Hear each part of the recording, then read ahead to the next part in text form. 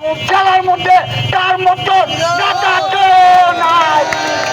আমাদের অঙ্কা তাদের শিশুমাকে আমরা আন্দোলন করছি, অনেক বছর মদ গেছি, জীবন দিতে গেছে জালে শিশুর জন্য, তারেক জিয়ার জন্য, বেগম খালেদা জিয়ার জন্য, আমাদের শহীদ জিয়ার জন্য। আমরা 5 তারিখ পর্যন্ত ঢাকা শহরের ঢাকা আমাদের কেন্দ্রীয় কমিটি অফিস সর্বপ্রথম আমি এবং আমার সানোয়ার এই দুজন সর্বপ্রথম হাজির হয়েছি। যাত্রাবাড়ি তাণ্ডব শিশুদের বাচ্চাদের কিভাবে যে হত্যা করছে আমাদের সামনে, 14 থেকে 15টা শিশু বাচ্চাকে হত্যা করেছে। কিসের জন্য? ধানের শীষ মার্কার জন্য। আপনারা সবাই ধানের শীষ মার্কা ভোট দিবেন, 12 তারিখে ধানের শীষ মার্কা ভোট দিবেন। ঢাকা শহর যাত্রাবাড়ির মোড়ে মোট 48 জন শিশু বাচ্চা ছাত্র ছাত্রী মৃত্যুবরণ করেছে অল্পতে। তারা প্রাণ ত্যাগ করেছেন কার জন্য? শুধু ধানের শীষের জন্য। এই ধানের শীষের প্রক্রিয়া 12 তারিখ আপনারা কালাম ভাইকে জয়যুক্ত করবেন। আপনাদের কাছে আকুল আবেদন, বন্দরবাসীর কাছে আকুল আবেদন, এরকম ভালো লোক কালাম ভাইয়ের মতন আর কোনো এমপি পাবেন না। তাই আমার বক্তব্য দীর্ঘায়ু করবো না। আমি সবার কাছে দোয়া চাই, কালাম ভাইয়ের জন্য দোয়া চাইয়া আমি আমার বক্তব্য শেষ করছি। আল্লাহ হাফেজ।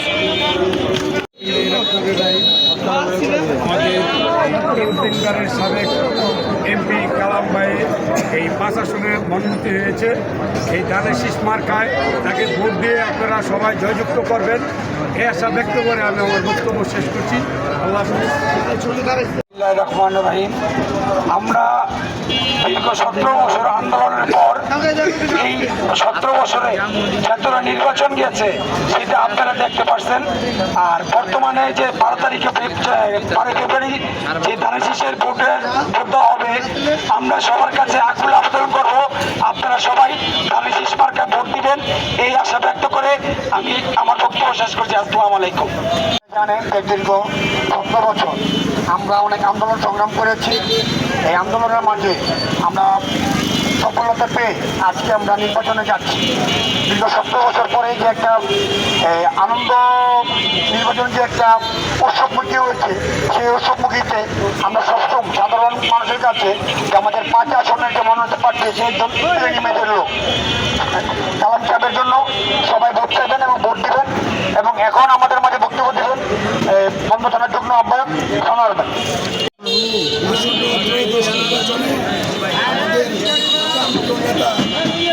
কালাম সাহেব ধানের শীষ মার্কায় মনোনীত হয়েছেন, তার ব্যাপারে আমার মতো সানোয়ারের বলার কোনো প্রয়োজন থাকে না। তারপরও বলতে হয় তিনি খুবই ভালো লোক। সে একজন ক্লিনের লোক, 3বার এমপি নির্বাচিত হয়েও সে কোনো সন্ত্রাসের সাথে আপোষ করে নাই, চাঁদাবাজের সাথে আপোষ করে নাই, সে একটি টাকাও অবৈধভাবে কামাই করে নাই। সুতরাং বন্দরবাসীর কাছে আমার আকুল আবেদন এবং নারায়ণগঞ্জবাসীর কাছেও আমার আকুল আবেদন, সবাই যেন কালাম সাহেবকে বিপুল ভোটে ভোট দিয়ে জয়যুক্ত করে। 12 তারিখ দলে দলে সবাই ভোট দিয়ে কালাম ভাইয়ের হাতকে শক্তিশালী করবেন এবং তাকে পুনরায় নির্বাচিত করবেন, এই আশা ব্যক্ত করে আমি আমার বক্তব্য এখানে শেষ করছি।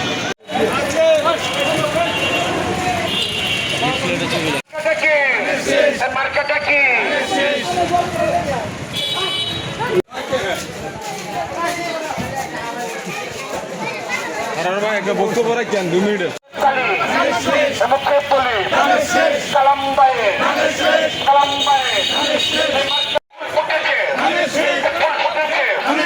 no tension, no tension. 12 তারিখ ফুল ফুটেছে, রাব উঠেছে,